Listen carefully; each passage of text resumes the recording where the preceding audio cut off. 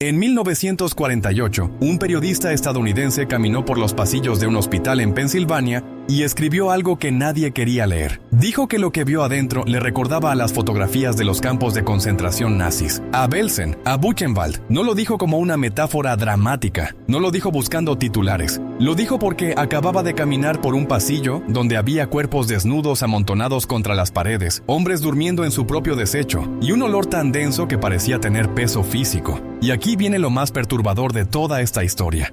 Ese hospital no estaba escondido en medio del bosque. No estaba aislado en algún rincón olvidado del país. Estaba a plena vista sobre una de las carreteras más transitadas de Pensilvania, la Ruta 1 de Estados Unidos. Miles de automóviles pasaban frente a sus rejas todos los días. Sus edificios eran visibles desde la autopista. Y aún después de que las fotografías del horror aparecieron en la revista Life, aún después de que Eleanor Roosevelt viera las imágenes con sus propios ojos, aún después de audiencias en el Congreso y promesas de reformas, ese hospital siguió operando durante 42 años más. 42 años más de muertes, torturas y desapariciones. Lo que estás a punto de descubrir no es solo la historia de una institución podrida, es la historia de cómo un país entero decidió mirar hacia otro lado mientras miles de personas eran destruidas en silencio. Y si crees que ya escuchaste lo peor del abuso institucional en Estados Unidos, te aseguro que no has escuchado nada parecido a Byberry. Antes de que entremos juntos a los pasillos de este lugar, haz una pausa breve conmigo. Si te importan las historias que el mundo intentó enterrar, si crees que los que sufrieron en silencio merecen ser recordados, suscríbete al canal ahora mismo, déjanos tu like y comparte este video con alguien que necesite conocer esta verdad. Ahora sí, acompáñame hasta el principio, hasta el día en que Byberry todavía era un sueño. En 1906, Filadelfia tenía un problema que nadie sabía cómo resolver. Las instituciones psiquiátricas de la ciudad estaban desbordadas. Los pacientes dormían en sótanos, en pasillos, en cualquier rincón donde cupiera un cuerpo. Las familias no tenían a dónde llevar a sus seres queridos. Algo tenía que cambiar. Y entonces, la ciudad compró más de 800 acres de tierras agrícolas en el noreste de Filadelfia, cerca del límite con el condado de Bucks, y anunció la construcción de lo que llamarían Byberry City Farms. El proyecto fue celebrado como una revolución en el tratamiento de la salud mental. Los arquitectos diseñaron ventanas amplias para que entrara el sol. Los pacientes vivirían en edificios estilo cabaña, rodeados de naturaleza. Cultivarían hortalizas, criarían animales, respirarían aire puro. Su sanación llegaría a través del trabajo honesto y de la luz del día. La filosofía detrás de Byberry seguía las ideas de Benjamin Rush, a quien muchos llaman el padre de la psiquiatría estadounidense. Rush sostenía que la enfermedad mental no era un castigo divino, ni una maldición, ni una debilidad moral. Era una condición médica. Los pacientes no eran criminales, eran personas enfermas que merecían compasión y la oportunidad de recuperarse. Los primeros edificios abrieron sus puertas en 1907. Desde la carretera principal, el campus parecía más una universidad que un hospital. Había una capilla, instalaciones recreativas, una planta de energía que abastecía a todo el complejo y acres de jardines cuidados. Byberry no parecía un manicomio, parecía esperanza. Pero lo que nadie sospechaba en aquellos primeros años era que esa esperanza iba a pudrirse desde adentro en menos de una década. Y lo que vino después no fue un accidente. Fue una consecuencia matemática de decisiones que nadie quiso corregir a tiempo. Para 1914, Byberry ya albergaba más de 2.200 pacientes. La capacidad original empezaba a sentirse estrecha. Para 1934, la cifra había explotado a 4.500 personas encerradas en instalaciones diseñadas para 2.500. Un estudio nacional de ese año documentó la crisis, pero nadie movió un dedo. Para 1947, los internos eran 6.100, y en el pico absoluto, allá por 1960, Byberry tenía dentro hasta más de 7.000 seres humanos. Ahora quédate con este dato porque es la clave para entender todo lo que vino después. Había un solo auxiliar por cada 400 pacientes. Léelo de nuevo. Una persona responsable del cuidado de 400. Algunos pacientes eran violentos y podían estallar en cualquier momento. Otros estaban en estado catatónico y necesitaban ayuda para respirar, para moverse, para comer. Algunos estaban tan sumidos en su dolor que intentaban quitarse del medio y requerían vigilancia constante. Y una sola persona tenía que encargarse de todos ellos. La matemática del abandono hacía imposible cualquier forma de cuidado real. Los pacientes dormían en el suelo y en los pasillos porque no había camas suficientes. Caminaban desnudos por los corredores porque no había ropa para todos. Los baños se desbordaban. El olor a desechos humanos se metía en cada edificio, en cada sala, en cada rincón de aquel campus que alguna vez fue diseñado para sanar con luz y aire puro. El personal que genuinamente quería ayudar terminó aplastado por la imposibilidad de la tarea. No podían curar, apenas podían mantener con vida a los que tenían a su cargo. Y los que no querían ayudar encontraron algo mucho peor. Encontraron gente sin voz, sin abogados, sin familiares que los visitaran, sin ninguna forma de denunciar lo que les estaba pasando. Encontraron víctimas perfectas. Y cuando alguien encuentra víctimas perfectas en un sistema que no vigila a nadie, lo que ocurre después ya no tiene nombre. Pero lo más extraño de esta historia es que los primeros en revelar lo que pasaba adentro no fueron periodistas, ni médicos, ni políticos. Fueron hombres que se habían negado a ir a la guerra. Durante la Segunda Guerra Mundial, más de 40,000 estadounidenses se registraron como objetores de conciencia. Eran cuáqueros, menonitas, miembros de la Iglesia de los Hermanos, hombres cuyas creencias religiosas les prohibían matar a otro ser humano. Querían servir a su país, pero no con un arma en la mano. El gobierno decidió que muchos de ellos trabajarían en hospitales psiquiátricos estatales. Unos 3,000 fueron asignados a cumplir esa tarea. Se suponía que era un castigo, una manera de obligar a los pacifistas a hacer el trabajo sucio que nadie más quería hacer.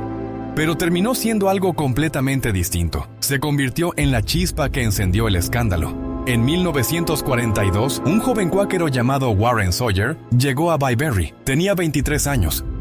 Cuando subió al autobús que lo llevaba al hospital, los otros pasajeros reconocieron hacia dónde se dirigía. Le gritaron cobarde. Le dijeron amarillo, le dijeron flojo. Lo que Sawyer vio adentro del edificio fue peor que cualquier insulto. Vio a pacientes golpeados por el personal. Vio a hombres tirados en su propio desecho durante días porque nadie iba a limpiarlos.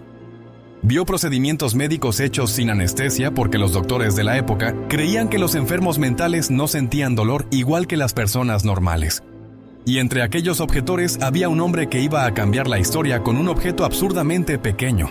Se llamaba Charlie Lord. Antes de la guerra, Lord había pedido prestada una cámara para llevarla a su luna de miel. La dejó caer en un lago. Se sintió tan culpable que le pagó la cámara dañada a su amigo. Esa cámara, arruinada, reparada a medias, escondida en un bolsillo, fue la que entró a Bayberry. Lord no podía mirar por el visor porque alguien podría descubrirlo, así que aprendió a disparar desde la cadera, acercándose todo lo posible a sus sujetos para llenar el encuadre.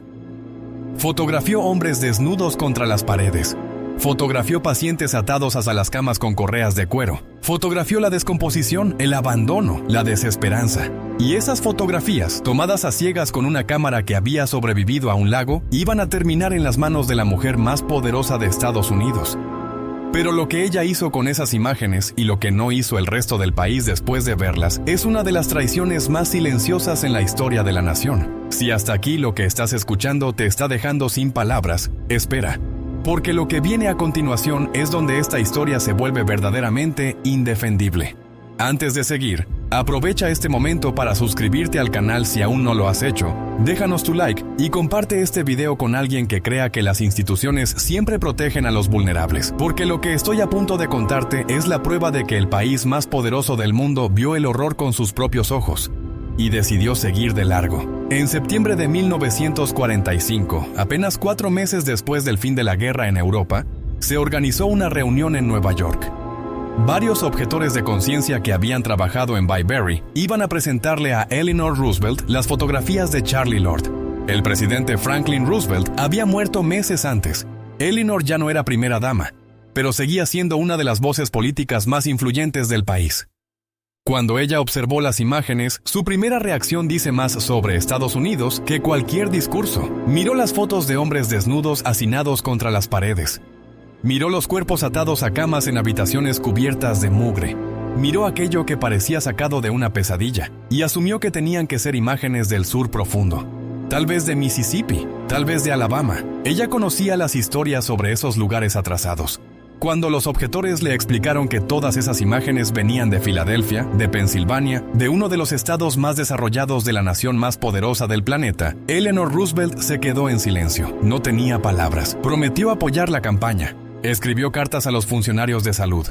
Contactó a periodistas y les pidió que investigaran. Y el 6 de mayo de 1946, las fotografías de Charlie Lord aparecieron en la revista Life, la publicación más leída del país. El artículo se tituló con una frase brutal: "La mayoría de los hospitales mentales de Estados Unidos son una vergüenza y una deshonra". Albert Maysel, el reportero que escribió la nota, comparó las condiciones con campos de concentración.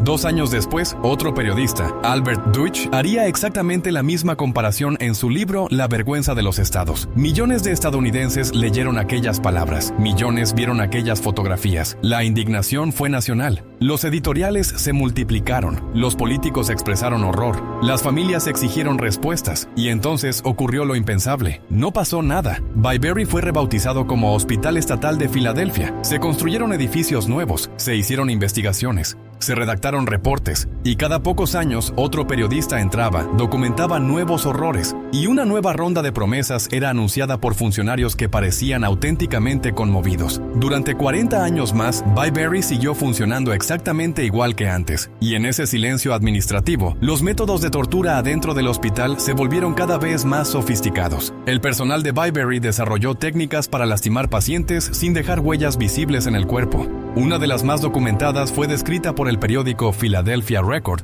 y se conocía como la cura de agua. Un auxiliar empapaba una toalla grande en agua, la escurría apenas y la envolvía alrededor del cuello del paciente. Entonces comenzaba a retorcerla lentamente. Primero apretaba el nudo, luego daba una vuelta más para que el paciente entendiera lo que venía. El giro continuaba. Los ojos de la víctima se inflamaban, la lengua se hinchaba, la respiración se volvía un esfuerzo imposible. Finalmente, el cuerpo se aflojaba, la cara adquiría una palidez mortal. Parecía que había dejado de respirar por completo. Pasaban 15 minutos antes de que mostrara señales de volver a la vida.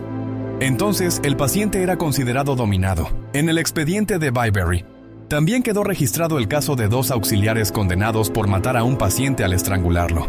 Uno de ellos, un exboxeador, se volvió famoso dentro del hospital con el apodo del golpeador de Byberry. Fue declarado culpable, y luego ocurrió algo que parece inventado. Lo recontrataron con un salario más alto. Los funcionarios argumentaron que tenía trastorno de estrés postraumático de la guerra. Así, el hombre que había matado a un paciente con sus propias manos volvió a trabajar en las salas, esta vez con más dinero en el bolsillo. La violencia entre pacientes también era rutina. El hospital albergaba a criminales violentos que habían sido enviados allí para evaluación psiquiátrica en lugar de ir a prisión. En 1944, un interno intentó matar a otro con una cuchara afilada, clavándosela cerca de la yugular. En 1951, 4 pacientes mujeres murieron cuando otra interna le prendió fuego a una sala. Entre los años 50 y 70, al menos 20 pacientes murieron directamente por negligencia. No fueron accidentes, no fueron causas naturales, fueron personas que se quedaron sin comer porque nadie las alimentó, personas que murieron de frío porque nadie notó que habían salido al patio en invierno, personas que desarrollaron infecciones a partir de llagas que nadie trató durante semanas. Pero todo lo anterior, por horrible que suene, palidece frente a lo que pasó en 1987. Porque ese año, Byberry dejó de ser un hospital descuidado y se convirtió en algo que ninguna autoridad del estado podía seguir defendiendo. En 1987, un paciente llamado Charles Gable asesinó a una paciente mujer dentro del hospital. No se limitó a matarla, descuartizó su cuerpo y dispersó los pedazos por los terrenos del complejo. El personal solo se enteró de lo que había pasado cuando otros pacientes empezaron a aparecer cargando algo entre las manos. Llevaban los dientes de la víctima, su mandíbula, pedazos que habían encontrado en el pasto, como si fueran juguetes olvidados en un parque. Los iban pasando entre ellos, los guardaban en los bolsillos, los mostraban a los demás internos. Durante horas, nadie del personal entendió lo que estaba viendo. Ese mismo año, los investigadores encontraron otros 2 cuerpos en la propiedad. Uno de los pacientes fallecidos llevaba casi 5 meses desaparecido. Nadie lo había buscado. Nadie había preguntado por él. Nadie había notado que faltaba. Simplemente se esfumó entre los terrenos sin mantener de una institución que había dejado de fingir que le importaban las personas a las que se suponía debía proteger. Y mientras todo esto ocurría, una joven de 24 años que había llegado al hospital en 1984 estaba escribiendo en secreto todo lo que veía. Ella no era periodista, no era investigadora, no era funcionaria, era una paciente y estaba a punto de hacer algo que 40 años de reportajes nacionales no habían logrado. Su nombre era Anna Jennings. Llegó a Byberry con una historia de abuso en la infancia que la había llevado a la a la depresión, a la rabia y finalmente a la institucionalización. Adentro del hospital fue sometida a medicación forzada, aislamiento, sujeciones, tirones de cabello y violencia física. Pero Ana hizo algo que ningún otro paciente había logrado sostener en el tiempo. Documentó todo. Escribió notas sobre lo que presenciaba. El abuso, la negligencia, los pacientes amarrados durante días. Uno de ellos, un hombre llamado William Kirsch, fue mantenido con sujeciones de 4 puntos durante más de un año, posiblemente hasta 3. Su abogado diría después que cuando llegó al hospital años antes, estaba mucho mejor que cuando lo encontraron finalmente. Ana sacó sus notas del hospital por un canal que nadie en Byberry había considerado. Se las pasó a su madre, y su madre casualmente trabajaba en la Supervisión Estatal de Salud Mental. Las notas detonaron una investigación. Un comité especial recorrió el hospital y describió las condiciones como atroces e irreversibles. 5 altos funcionarios fueron despedidos. El 7 de diciembre de 1987, en una conferencia de prensa, se anunció el cierre del Hospital Estatal de Filadelfia en Byberry. Tomó 3 años más cerrarlo del todo. Los defensores de los pacientes pelearon para que aquellos que iban a ser liberados tuvieran a dónde ir. Los antiguos internos presentaron demandas. El acuerdo final garantizó financiamiento para servicios comunitarios. El 21 de junio de 1990, Byberry cerró sus puertas para siempre.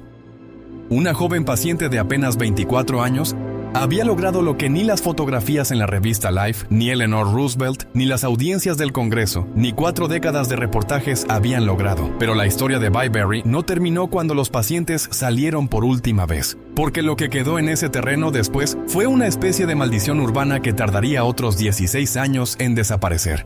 Los edificios quedaron abandonados. Más de 50 estructuras dispersas en cientos de acres, pudriéndose lentamente en el noreste de Filadelfia. La ciudad no tenía presupuesto para demolerlos. Las paredes estaban llenas de asbesto. La pintura con plomo se desprendía de todas las superficies. Los saqueadores llegaron primero, arrancando tuberías de cobre y cables eléctricos. Luego llegaron los vándalos, rompiendo ventanas y provocando incendios. Y después, atraídos por las leyendas que empezaron a circular por los primeros foros de Internet, llegaron los exploradores urbanos. Byberry tenía un secreto arquitectónico que muchos ciudadanos de Filadelfia nunca conocieron. Debajo de los edificios había kilómetros de túneles subterráneos que conectaban las distintas salas. Originalmente se habían construido para transportar pacientes entre los edificios sin exponerlos al exterior, pero después del cierre, esos túneles se convirtieron en el escenario de rumores cada vez más oscuros. Adolescentes locales hablaban de rituales satánicos en los terrenos. Se encontraban animales muertos entre las ruinas. La policía tenía que hacer rondas constantes para sacar intrusos, y una leyenda sobrevivió más que todas las demás. La gente decía que un antiguo paciente seguía viviendo en aquellos túneles, que cargaba un cuchillo, que perseguía a cualquiera que se aventurara demasiado lejos en la oscuridad. Era un fantasma. ¿Era un hombre real que nunca había logrado salir de ahí? Nadie quería averiguarlo. En 2006, los últimos edificios fueron demolidos. Hoy, en ese mismo terreno, hay una comunidad de retiro llamada The Arbors at Eagle Point. Ancianos viven en casas cómodas sobre la tierra, donde miles de seres humanos sufrieron durante 80 años. No hay un monumento, no hay una placa, no hay ni una sola referencia al lugar donde tantos murieron. Muchos de ellos yacen en tumbas sin nombre que nunca fueron documentadas adecuadamente. Pero quizás lo más desgarrador de todo es lo que le pasó a la joven que hizo posible el cierre. Anna Jennings se quitó del medio 6 años después de salir de Byberry. Estaba internada en otra institución psiquiátrica cuando ocurrió. Tenía 32 años. Nunca llegó a ver el verdadero alcance de lo que había logrado, porque el acuerdo legal que ella ayudó a provocar terminó financiando los servicios comunitarios que permitieron que los antiguos pacientes vivieran de manera independiente por primera vez en sus vidas. Un estudio realizado por investigadores de la Universidad de Pensilvania descubrió que, 6 años después del cierre de Byberry, aquellos antiguos pacientes estaban prosperando en entornos comunitarios. No estaban en las calles, no estaban muertos, estaban construyendo vidas que Byberry les había dicho durante décadas que jamás podrían tener. Y esa es la verdadera tragedia de esta historia, que la institución mentía, que podían haber vivido libres desde mucho antes, que los 80 años de sufrimiento adentro de esas paredes no fueron necesarios, fueron simplemente aceptados. Y aquí llega la pregunta que Byberry nos deja sobre la mesa. No es realmente una pregunta sobre el pasado, es una pregunta sobre nosotros. ¿Cómo fue posible que una institución estadounidense, comparada con campos de concentración nazis por múltiples periodistas, siguiera operando durante 42 años después de ser expuesta en la revista más leída del país? ¿Cómo fue posible que fotografías que impactaron a Eleanor Roosevelt no bastaran para forzar un cambio real? ¿Cómo fue posible que audiencias en el Congreso, investigaciones estatales y reportajes periodísticos terminaran sumando exactamente nada? La respuesta es incómoda. América sabía lo que pasaba en Byberry. América vio las fotografías. América leyó los artículos. América sostuvo las audiencias, prometió las reformas y expresó el horror apropiado en los momentos apropiados. Y América decidió seguir mirando hacia otro lado. Los enfermos mentales eran personas invisibles. Su sufrimiento ocurría detrás de muros que la mayoría de los ciudadanos jamás tendría que ver. No tenían poder de voto, no tenían influencia económica, no tenían celebridades defendiendo su causa. Y mientras el problema estuviera contenido, mientras los gritos no pudieran oírse desde Roosevelt Boulevard, mientras las fotografías permanecieran dentro de revistas que podían cerrarse y olvidarse, era más fácil seguir conduciendo por la autopista. Cuando Anna Jennings le pasó aquellas notas a su madre, estaba haciendo lo mismo que Charlie Lord había hecho 40 años antes con la cámara de su luna de miel. Estaba volviendo visible lo invisible. Estaba negándose a aceptar que el sufrimiento debía quedarse dentro de las paredes institucionales. Y ese es el único lugar donde las atrocidades mueren, en el momento en que alguien se niega a dejar de mirar. Byberry nos enseñó algo que preferiríamos no saber, que las atrocidades no necesitan genios malvados, no necesitan crueldad deliberada, no necesitan villanos de película, solo necesitan indiferencia, solo necesitan la decisión, tomada 1000 veces por 1000 personas comunes, de apartar la mirada de un sufrimiento que no las afecta directamente. Byberry operó durante 80 años a plena vista de Filadelfia porque suficientes personas decidieron que no era su problema. Y la pregunta real, la que importa hoy, es si hemos aprendido algo. Si hay algún Byberry operando ahora mismo, a plena vista, y si seguimos conduciendo sin voltear a verlo. Los edificios ya no están, los túneles fueron rellenados, los fantasmas, si existen, no tienen dónde vagar. Pero el olvido sigue siendo una forma de complicidad. Y por eso, mientras esta historia siga contándose, mientras alguien como tú siga escuchándola, aquellos miles de pacientes que murieron sin nombre dentro de esas paredes no habrán sido borrados del todo. Porque recordarlos hoy, ahora, es la única manera de asegurarnos de que lo que pasó ahí no sea únicamente un capítulo del pasado, sino también una advertencia sobre el presente.